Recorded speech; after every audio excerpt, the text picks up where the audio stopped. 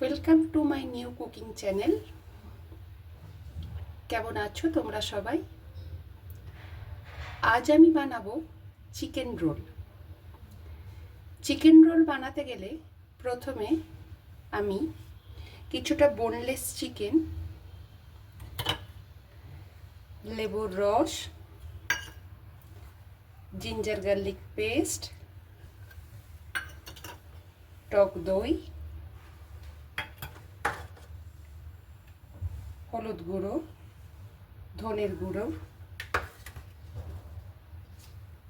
জিরার গুঁড়ো দিয়ে খুব ভালো করে ম্যারিনেট করে নেব।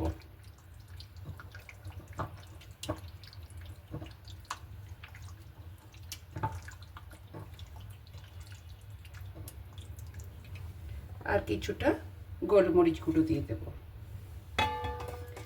ম্যারিনেট করার পর এটাকে কিছুক্ষণ রেস্টে রেখে দেব।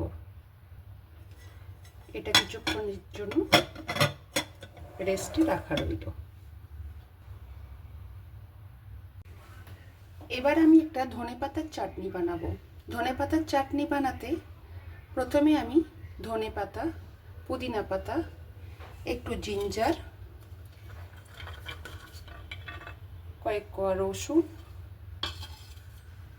একটু লেবুর রস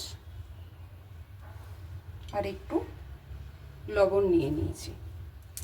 এরপর এটা খুব ভালো করে মিক্সার গ্রাইন্ডারে পেস্ট করে নিতে হবে।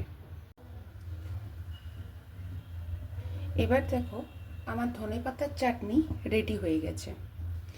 এবার একটা ফ্রাইং প্যানে কিছুটা পরিমাণ মতো সাদা তেল নিয়ে ওর মধ্যে ম্যারিনেট করে রাখা চিকেনটা আমি দিয়ে দেব। চিকেনটা কড়াইয়ে দেবার আগে আমি ওর মধ্যে কিছুটা লবণ অ্যাড করেছিলাম।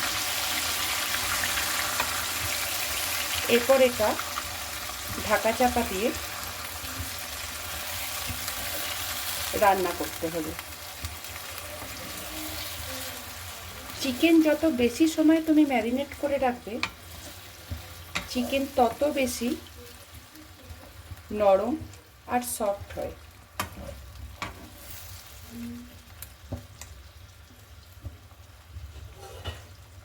সো চিকেনটা আমরা এইভাবে ঢাকা চাপা দিয়ে দিয়ে কিছুক্ষণ রান্না করব। দেখো চিকেনটা আমার অনেকটা রেডি হয়ে এসেছে। এবার এর মধ্যে আমি কিছুটা কুচনো পেঁয়াজ অ্যাড করব। পেঁয়াজটা খুব বেশি ভাজা ভাজা হবে না, এই জন্যই পেঁয়াজটা আমি একদম শেষের দিকে অ্যাড করলাম।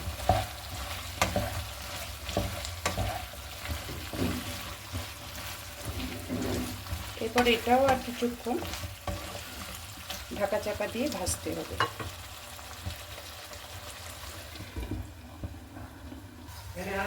দেখো আমার পুরোপুরি চিকেনটা রেডি হয়ে গেছে। এবার আমি গ্যাসের ফ্লেমটা অফ করে দেব। এবার আমি রোল বানানোর জন্য আটাটা ময়ন দিয়ে আগে থেকেই মেখে রেখেছিলাম।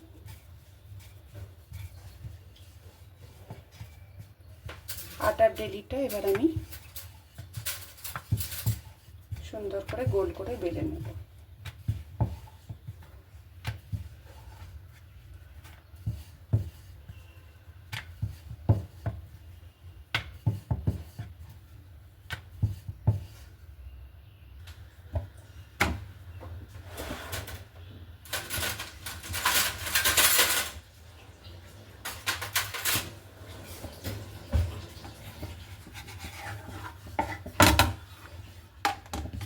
পরোটাটা আমি ফার্স্টে দু পিঠ খুব ভালো করে সেঁকে নেব।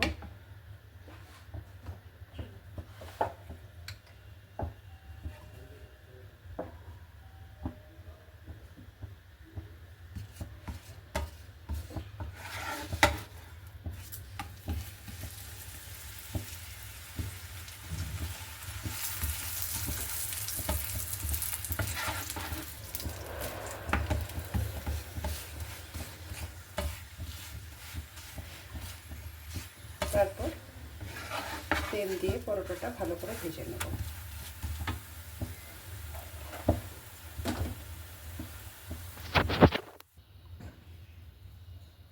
পরোটাটা আমার রেডি হয়ে গেছে। এবার একটা প্লেটের মধ্যে পরোটাটা নিয়ে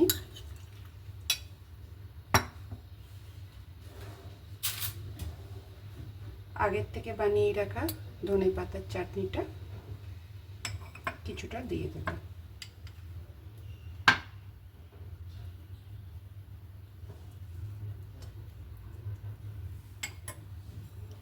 ওর মধ্যে চিকেনের টুকরোগুলো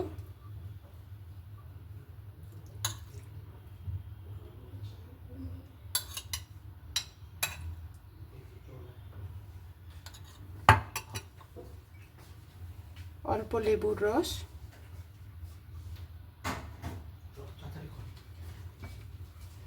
আর চাট মশলা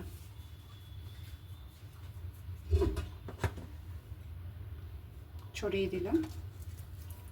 এরপর রুটির পরোটাটা খুব ভালো করে ফোল্ড করে নিলাম। ব্যাস তৈরি হয়ে গেল আমার চিকেন রোল। এইভাবে আপনারা একবার বাড়িতে বানিয়ে দেখবেন, খুবই ভালো লাগবে।